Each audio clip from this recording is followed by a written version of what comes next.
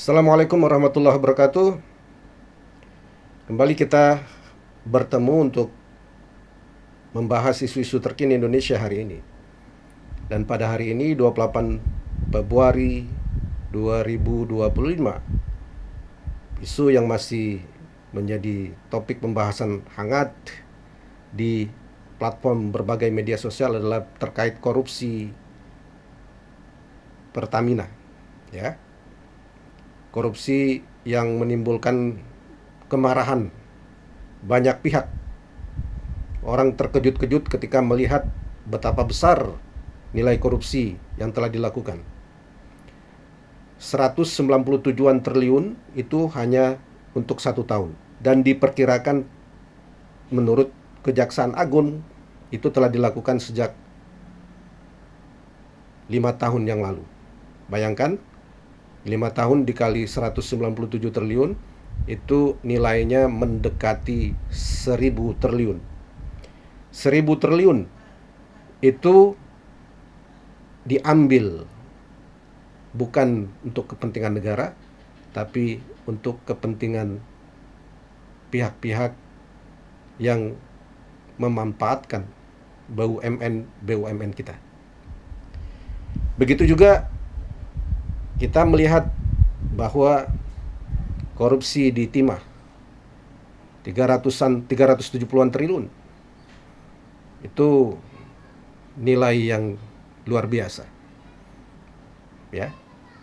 Nilainya masih lebih rendah dibandingkan pemangkasan yang pemerintah lakukan untuk anggaran APBN 2025, yaitu sekitar 300 triliun. Itu dari satu item saja, dari timah. Kalau timah itu kemarin misalnya tidak ada korupsi di situ, kalau BBM Pertalite, ya, Pertamax, tidak ada korupsi di situ, ya, dan beragam kekayaan alam Indonesia tidak ada korupsi di situ, kita dapat bayangkan betapa besarnya kekayaan bangsa ini yang masuk ke kas negara, yang bahkan bisa memberikan kebutuhan-kebutuhan dasar manusia Indonesia secara free.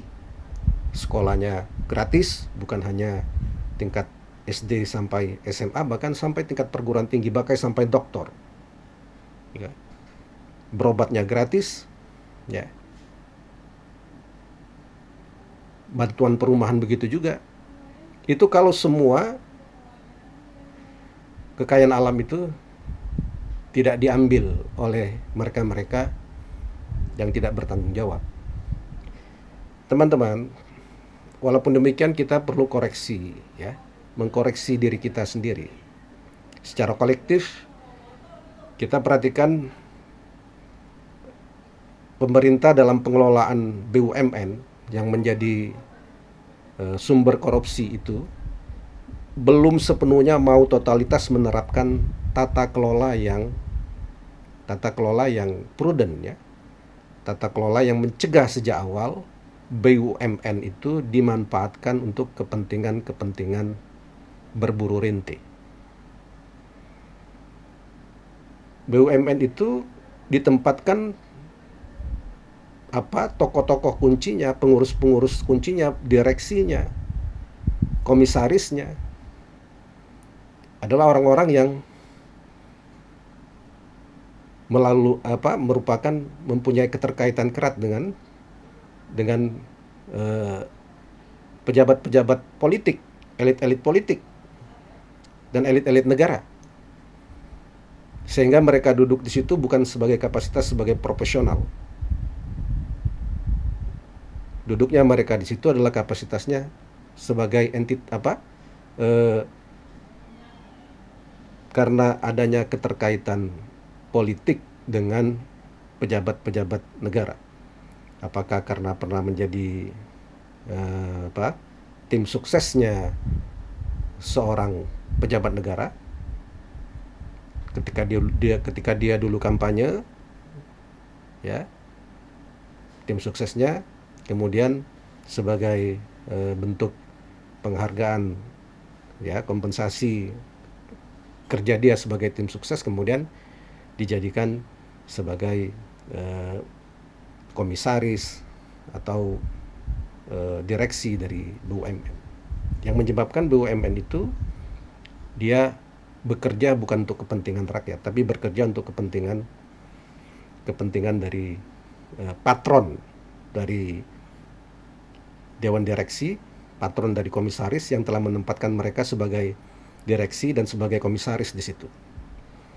Nah, hal yang seperti ini kembali lagi terulang kalau kita lihat dalam kasus Danantara. Nah, oleh karena itu Danantara itu menimbulkan ekspektasi negatif publik domestik maupun publik internasional.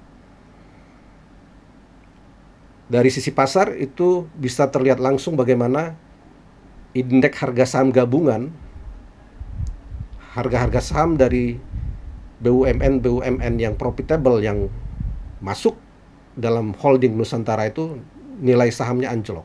Itu menunjukkan orang tidak percaya dengan pengurus, dewan direksi, komisaris yang ditunjuk negara untuk mengelola Danantara. Danantara itu berpeluang untuk menjadi Temasek kalau kita menempatkan orang-orang yang memiliki track record tidak ada kepentingan politik masuk di dalamnya. Bagaimana banyak orang akan yakin kalau Danantara itu tidak punya kepentingan politik kalau yang ditempatkan di sana adalah orang-orang merangkap jabatan. Harusnya pemerintah kalau mau serius mengelola Danantara itu menjadi perusahaan bisnis yang bonafit, yang profesional, yang fokus pada mencari keuntungan sebesar-besarnya bagi negara, maka menempatkan boardnya, menempatkan direksinya, menempatkan komisarisnya adalah orang-orang yang juga track record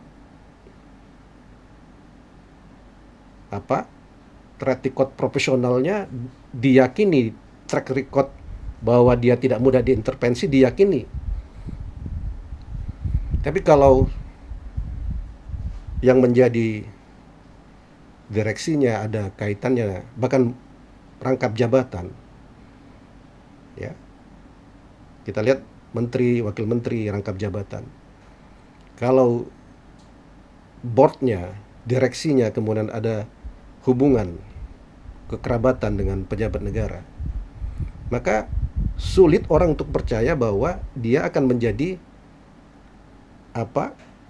person-person yang totalitas berjuang hanya untuk kepentingan mensukseskan bisnis Danantara. Tidak ada kepentingan lain, tidak ada kepentingan politik, tidak ada kepentingan golongan. Itu sulit untuk dipercaya. Dalam konteks menjaga agar BUMN yang dibuat oleh negara, ya, yang dibuat salah satunya yang terakhir ini, yang terkini adalah Danantara. Ini adalah badan pengelola investasi yang bahkan mencakup semua BUMN yang ada di Indonesia, begitu katanya. Ya, bukan hanya sejumlah BUMN yang profitable. Maka Danantara ini mutlak untuk dikelola dengan bebas vested interest, ya.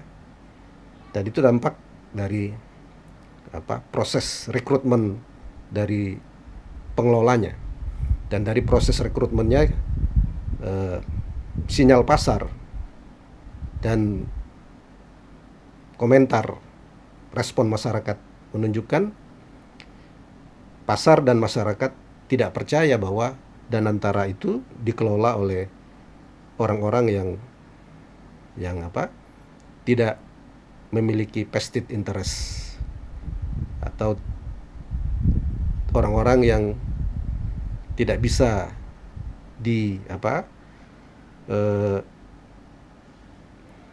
tidak mempunyai afiliasi. Afiliasi kecuali afiliasinya adalah memperjuangkan bisnis dan antara itu sendiri. Tidak punya kepentingan untuk menjadi tim sukses, tidak punya kepentingan untuk menggalang kesuksesan partai untuk menang pemilu atau figur untuk memenang kemenangan presiden dan seterusnya. Hal yang seperti itu harus meyakinkan publik. Karena hari ini kita bisa mengetahui dengan searching mendapatkan informasi dari banyak sumber bahwa ketika masuk vested interest lain ke dalam badan usaha milik negara atau badan-badan pengelola investasi yang mengelola dana besar yang dimiliki oleh negara, terbukti ketika dewan direksinya, komisarisnya itu adalah orang-orang titipan, track record profesionalnya itu tidak meyakinkan pasar,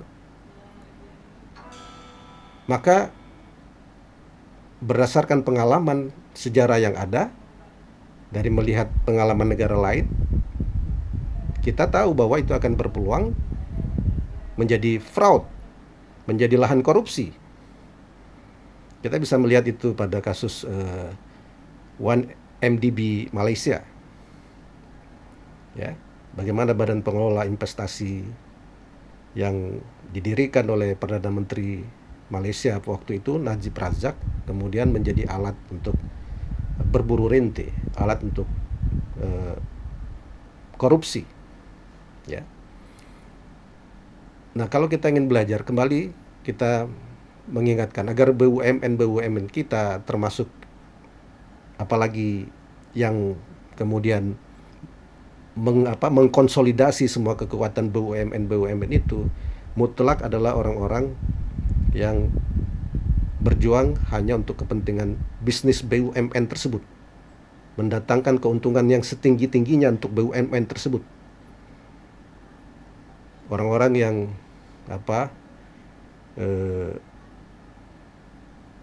bisa diverifikasi oleh siapapun bahwa track recordnya adalah track record yang bersih. Orang-orang seperti itulah yang layak mengelola BUMN. Kita berharap pemerintah yang baru, Pak Presiden Prabowo, memulai tradisi baru di dalam pengelolaan BUMN. Dan itu harus ditunjukkan di dalam segala hal. Kita tidak ingin pemberantasan korupsi itu menjadi festivalisasi, hanya untuk menangkap orang-orang, tetapi tidak menghentikan korupsi. Karena setelah orang-orang itu ditangkap,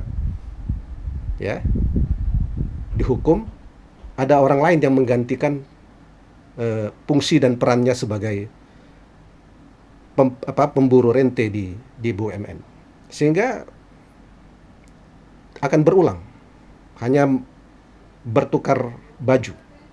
Karena tadi penempatan figur-figur kunci di BUMN itu tidak